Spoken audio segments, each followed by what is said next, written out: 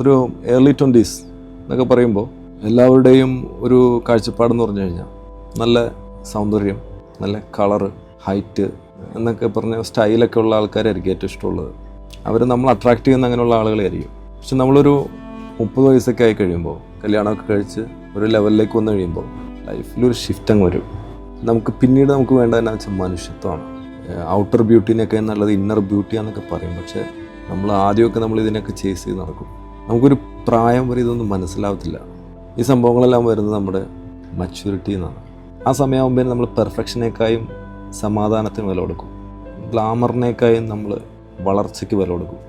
Especially ആണുങ്ങൾ ശരിക്കും പറഞ്ഞാൽ നമ്മളൊരു സ്റ്റെബിലിറ്റിയാണ് എപ്പോഴും ഫോക്കസ് ചെയ്യാറ്. അതുപോലെ നമ്മുടെ ഉദ്ദേശ ലക്ഷ്യങ്ങളിലേക്ക് ഫോക്കസ് ചെയ്യും. നമ്മുടെ പേഴ്സണൽ ഗ്രോത്ത്, സമാധാനം, മണി, നമ്മളെങ്ങനെ സപ്പോർട്ട് ചെയ്യാം, നമ്മുടെ കൂടെയുള്ളവരെ എങ്ങനെ സപ്പോർട്ട് ചെയ്യാനുള്ള, നമുക്ക് വേണ്ടപ്പെട്ടവരെ നമ്മൾ എങ്ങനെ പ്രൊട്ടക്റ്റ് ചെയ്യാമെന്നുള്ളൊരു മൈൻഡ് സെറ്റിലേക്ക് പോകും. പെണ്ണുങ്ങളൊരു ഇമോഷണൽ സേഫ്റ്റിയിലേക്ക് വരും. അവർക്ക് വേണ്ടത് ഒരു കെയർ, ലവ്, പ്രൊട്ടക്ഷൻ, കൈൻഡ്നെസ്, മാനസികമായിട്ട് കണക്ഷൻ ഉണ്ടാക്കുന്ന മൈക്രോ ഇമോഷൻസിലേക്ക് അവർ മാറിക്കൊണ്ടിരിക്കും. കാരണം നമ്മൾ മനസ്സിലാക്കുന്ന ഒരു കാര്യമുണ്ട്, നമ്മുടെ കണ്ണുകൾ പലപ്പോഴും ബാഹ്യ സൗന്ദര്യത്തെ തേടി പോകുമെങ്കിലും എപ്പോഴും നമ്മുടെ വ്യക്തിയെ പിടിച്ചു നിർത്തുന്നത് ഹൃദയം കൊണ്ടായിരിക്കും. അതായത് ആ ഹൃദയത്തിന് ഒരു സൗന്ദര്യം ഇല്ലെങ്കിൽ നമ്മളെ ആർക്കും പിടിച്ചു നിർത്താൻ പറ്റത്തില്ല.